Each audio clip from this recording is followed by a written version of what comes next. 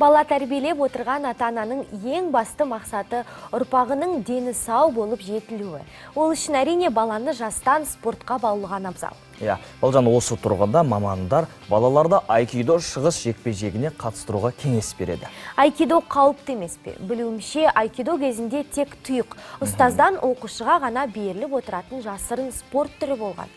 Оның рас, бірақ бүгінгі таңда айкидо барлығына қол жетімді. Сондай-ақ айкидоның басқа жекпе-жектерден айырмашылығы мұнда шабуылды үйретпейді, тек қорғанысты ғана болдайды.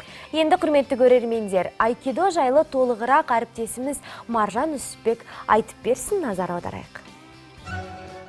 Айкидо жапондардың күрес өнері. Қазақша мағынасы ішкі жан дүниеңмен үндесу, немесе бар күш-қуатыңды бір арнаға тоғыстыру. Спорттың бұл түрін қорғану кезінде өзіңді де қарсыласыңды да жарақаттамай жығу үшін ойлап тапқан деседі. Шынымен солай ма? Бүгін бірге білетін боламыз.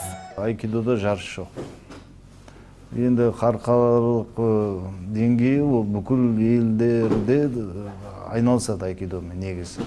Жарыс болмағасын, әр жерлерде үлкен мастерлердің қатысуымен семинарлар болады, поездарға тапсырады. Айкидоның басты себебі біреуге зиян келтіру емес, өзін-өзі қорғау. Бір қарағанда айкидоның жаттығу түрлері карате, таэквондо сынды спорт ойындарына ұқсас болып келеді. Тіпті мұнда да сары белбеуден бастап қара белбеу иесі атануға болады. Бірақ қара белбеу таққанша біраз уақыт қажет. 1-2 жылдың ішінде мұндай дәрежеге жете алмайсыз. 6 айлық қатысқан адамдарға сары белбеу беріледі. Одан 1 жыл қатысқанда қызыл белбеу. Одан кейін 1,5 жылда жасыл белбеу.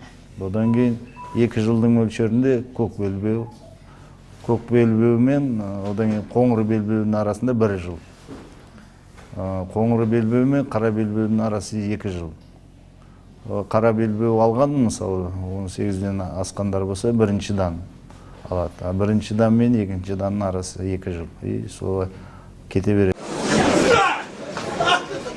Айкидоның тағы бір ерекшелігі қарсыластың салмағы қанша екені ескерілмейді, және жасқа шектеу жоқ. Бұны енді қатқан балада, қарияда қатыса алады. Денсаулыққа да пайдасы мол. Адам қан қысымын төмендетеді, денсаулығына жақсы. Бізде көп тыныс алу жаттығулар бар. Айкидоның да түрлі күресу стильдері бар. Соның ішінде көп тарағаны жауынгерлік айкидо мен нағыз айкидо. Ал оның қайсымен айналысамын десеңіз де шектеу жоқ. Маржан Үсіпбек, Айтжан Отызбаев, арнайы Қайырлы таң үшін.